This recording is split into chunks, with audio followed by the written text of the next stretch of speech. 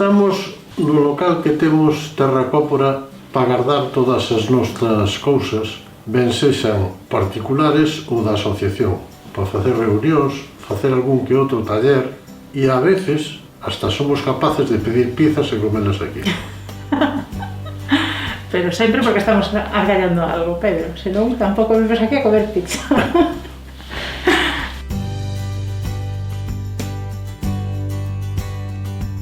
O ano que se fundou? Sí, temos 11 anos. Este sería o noso 11 cumpleanos. Sí, a primeira penso que foi a Cors, e despois os que fixemos o aniversario xuntos, que fomos nós, Tina no, Lugduno, non? Non penso que éramos esas tres. Sí, os dous somos socios fundadores desta asociación, claro. Sí, sí. Por eso xa vamos maiores e confundimos os anos. Pois, como 2 anos dáseme fatal, digoche que dende o seu inicio. Son socia fundadora de Terracópora e penso que andamos nos 11 ou 12 anos, non estou segura, sinto. O meu nome é Pedro e pertenezco á Asociación Terracópora. Son Anabel Saulo de Terracópora. Terracópora é o nome artístico, realmente. Foi unha discusión moi grande. Sí, eso levou nos varios días, pero a asociación realmente chamase Romanos e Castrexos de Lucus Diu. Pois despois de moito discutir e ver cantas seccións iba a haber, se romanos e castrexos, se sociedade civil, se guerreiros, se que sei, non sei cantos días nos levou iso, pero moitos. Moitas reunións, sí. Moitas reunións.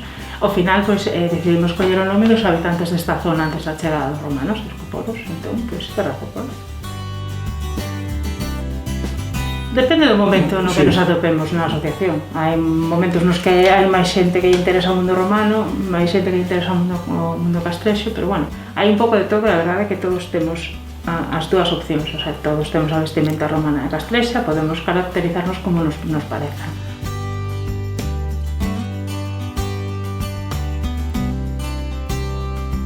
Eu fun artesano de sempre, entonces daí ven un pouquiño as cousas que fago e o que fixen dentro da asociación. Unha vez que empezas, vai tirando por ti. Un día faz unha cousiña, outro día faz outra, e cando consigues facer unha peza e che sale medianamente ben, pois a satisfacción é enorme, moi grande. Empecé facendo coitelos, non sei, pode haber uns 30 ou 30 e pico coitelos distintos todos. Despois fixen 2 espadas de época castrexa, fixenas nunha forxa, martillando, como se facían antes.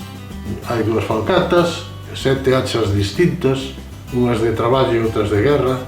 E despois empecé a experimentar ca joallería. A xoallería, parte dela, aquí hai varias pezas que podemos encontrar no Museo de Lugo. Tens que facelas. A parte destas cousas, tamén nos metemos a constructores de estructuras. Constructores de estructuras que, vamos, claro, estamos facéndonos, vamos. É moi divertido porque temos moi claro todo o que queremos facer, pero non temos nin idea de como facelo. Entón facemos comité de sabios. E logo nada, ensaio-error, moito ensaio-error. E, bueno, pero é divertido tamén. Cando nos juntamos a traballar e estamos a facer algunha estructura ou así, pasámoslo ben.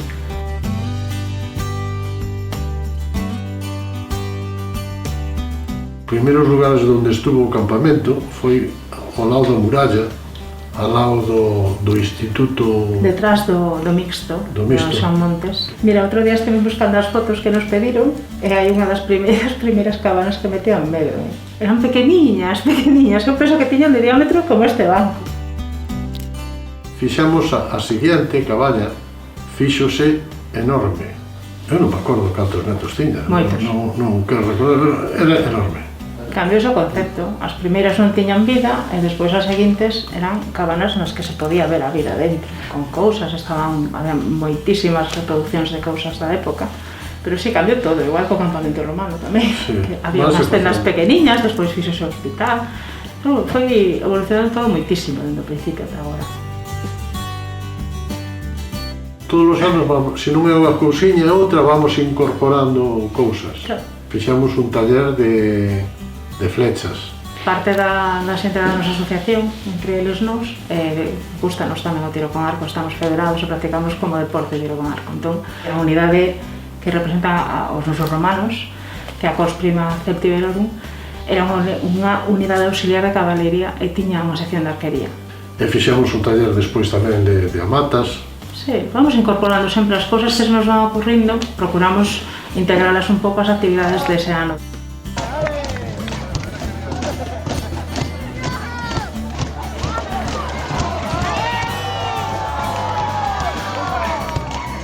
Agora somos como 15, máis ou menos.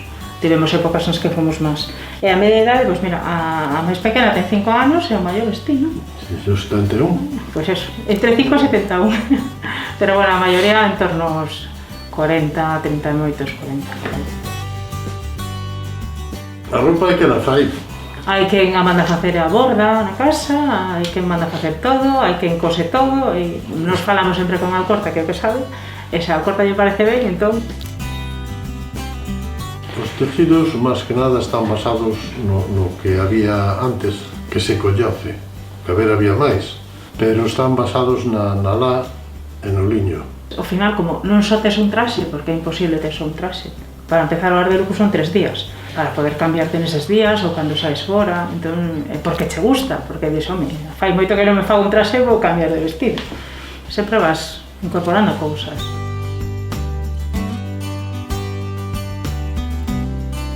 A xente que está fora das asociacións non se dá conta que nós empezamos tan pronto acaba o Arde Lucus, porque tens que empezar a pensar que vas facer co ano que ven. Sempre hai estruturas que se estropean, que tens que reparar.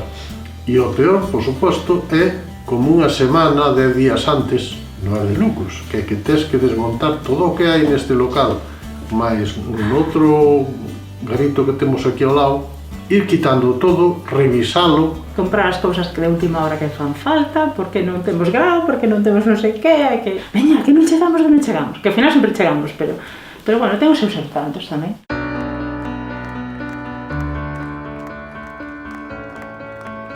Os millores recordos que teño do Arde Lucus son as cenas que se fan cando se acaba o día.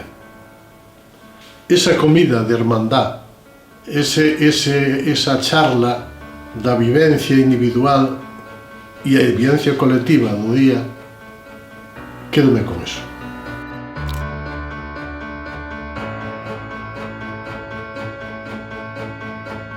Bueno, eu tamén estou de acordo con Pedro en que ese momento de reunión, de poñernos todos comentar todo o que foi o día, porque ás veces non nos vemos case no día, estamos tan ocupados cada unha nas nosas cousas, ou un nunha punta do campamento, outra noutra, que non tes casi tempo de comentar as xogadas, non? E a verdade é que os días dan para moitísimo.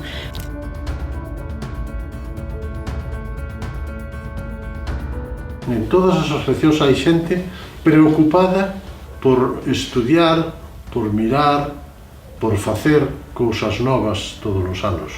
É un signo de implicación, de que a festa ten un tirón importante que estou de acordo con ele, que ainda ten moito para dar, e despois que a cidade pois ten un marco impresionante.